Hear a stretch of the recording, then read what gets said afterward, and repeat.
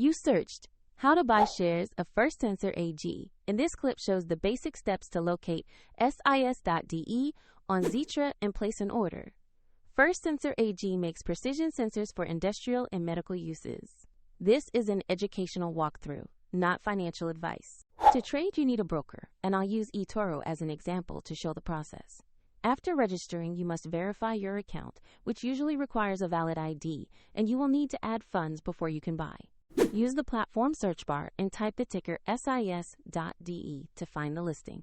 Confirm you have selected the Xetra listing for the correct First Sensor AG share. On the stock page, review basic company details and the price chart to confirm it's the right asset. Check market data and the issuer name before proceeding. To buy, click Invest or Trade. Enter the amount you want to invest. Review the order details and confirm. If the market is closed, your order may be queued or placed as a market on open, and if you don't have sufficient funds, the platform will prompt you to add them before confirming. After execution, your position will appear in your portfolio where you can monitor it. Find the link to eToro in the description if you want to explore the example platform.